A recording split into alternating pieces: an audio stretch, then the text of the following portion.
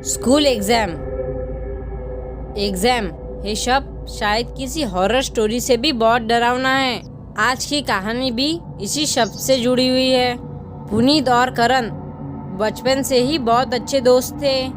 वो दोनों नर्सरी से लेकर 11th क्लास तक एक ही क्लास में पढ़ते आए थे और वो दोनों ही बचपन से पढ़ाई में थोड़े कमजोर थे और वो दोनों स्पोर्ट्स में बहुत ही अच्छे थे।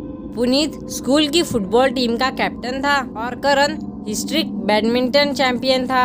टूर्नामेंट में बिजी होने की वजह से दोनों को ही पढ़ाई करने का बहुत ही कम टाइम मिलता था।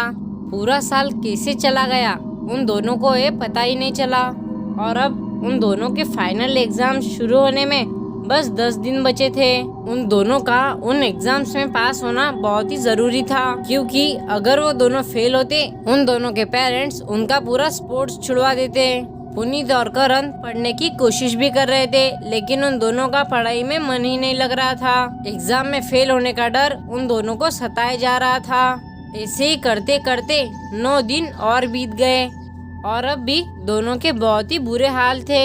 अगली सुबह एग्जाम था और ना ही पुनीत और ना ही करण को कुछ उनमें से आता था। तभी पुनीत कुछ सोच ही रहा था तो पुनीत के दिमाग में एक आइडिया आया। उसने कॉल पर करण से कहा कि उस आइडिया में बहुत ही रिस्क है, लेकिन अब बस वही एक तरकीब थी जो उनको कल के पेपर में पास करा सकती थी। उस स्कूल के प्रिंसिपल का बेटा योगेश पुनीत का बहुत ही अच्छा फ्रेंड था। पुनीत ने रात को योगेश को कॉल करके उसकी मम्मी की ऑफिस की चाबी मांगी। योगेश ने दोस्ती निभाते हुए अपनी घर की बालकनी से चाबी नीचे फेंक कर पुनीत और करण को स्कूल की ऑफिस की चाबी दे दी।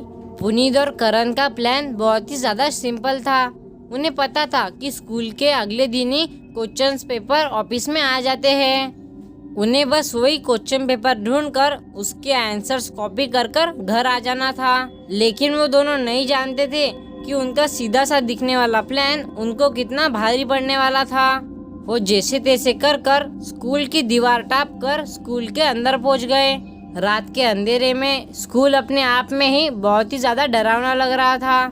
वहाँ स्कूल गार्ड के अलावा कोई भी नहीं था। वो स्कूल गार्ड से बचकर प्रिंसिपल ऑफिस के पास पहुँचे और पुनीत चाबी से लॉक खोलने लग गया कि तभी करण को अपनी गर्दन पर थोड़ी ठंडी हवा महसूस हुई। करण ने जब अपनी बाई तरफ देखा तो उसे ऐसा महसूस हुआ कि कोई उसे कॉरिडोर में खड़ा होकर देख रहा है। करण जैसे ही पुनीत को आवाज देने के लिए मुड़ा और जब उन दोनों ने उस कॉरिडोर पर देखा तो उन दोनों को वहाँ पर कोई भी खड़ा नहीं दिखा। पुनीत ने करण की बात को नजरअंदाज किया और ऑफिस का ताला खोलकर दोनों ही ऑफिस के अंदर पहुंच गए। वो दोनों उस पूरे ऑफिस में क्वेश्चन पेपर को ढूंढने लग गए। तभी उन दोनों के सामने कुछ ऐसा हुआ जिसे देखकर उन दोनों के होश उड़ गए। ऑफिस में रखी एक अलमारी का दरवाजा खुद ब खुद खुल गया।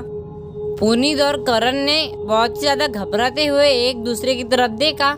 तभी करण का ध्यान अलमारी में रखे हुए एक पेपर की तरफ गया और जब करण ने उस पेपर को उठाकर देखा तो वो कल सुबह होने वाले एग्जाम का क्वेश्चन पेपर ही था।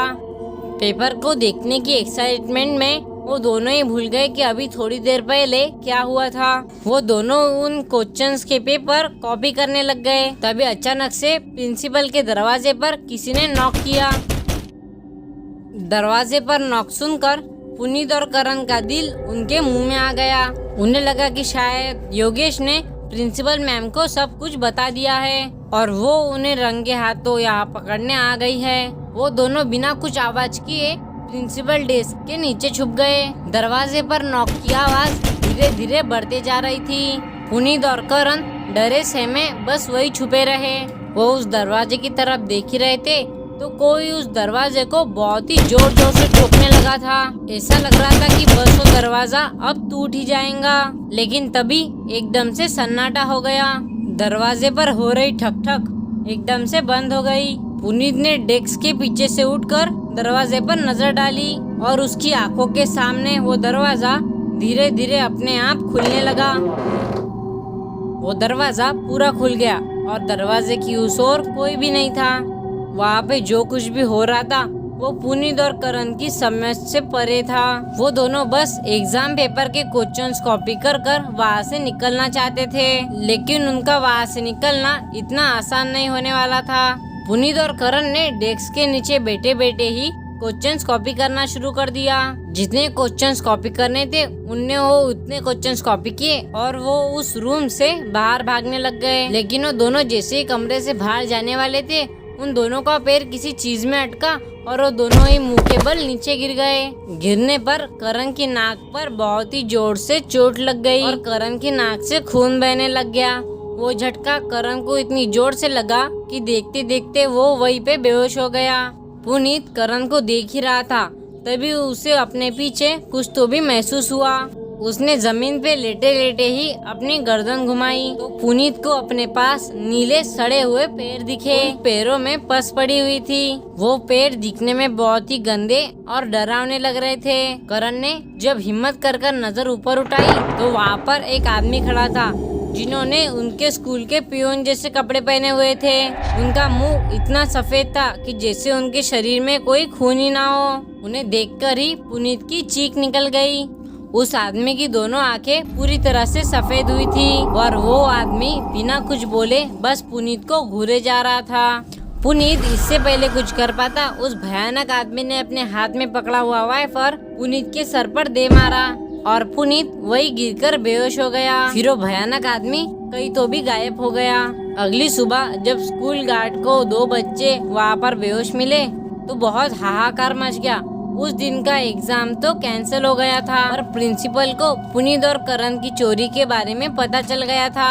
पुनीत और करण को उस दिन की शाम को होश आया था और वो दोनों अपने साथ में हुआ सारा हादसा बताने लगे। तभी उनकी प्रिंसिपल ने उन्हें बीच में ही रोक दिया और उन्होंने कहा कि स्कूल में भूत प्रेत जैसा कुछ भी नहीं है। और फिर प्रिंसिपल ने कहा कि उन्होंने जो भी कुछ किया है उसकी सजा उन्हें जरूर मिलेगी। पुनीत और करण को 11th क्लास रिपीट करने के लिए कहा, लेकिन पुनीत और करण आज भी उस रात को कभी भूल नहीं पाते। उन्होंने सब लोगों को अपने साथ में हुआ हादसा कई बार बताया, लेकिन सब लोग उनका बस मजाक उड़ाते रहे। तभी उस स्कूल के पुराने गार्ड ने उन्हें बताया कि करीब 30 साल पहले एक स्कूल पियून की सफाई करते हुए उस रूम में मौत हो गई थी। उस आदमी ने उन्हें ये भी बताया कि उस रूम की जगह अब प्रिंसिपल का ऑफिस बन गया है, लेकिन उसकी मौत के बाद उस पियून को कभी भी देखा नहीं गया और ना ही कोई डरावना किस्सा उसके बारे में सुनने में आया। लेकिन उस गार्ड की बात सुनकर पुनीत और करण की हालत खराब हो गई। वो दोनों इतना डर गए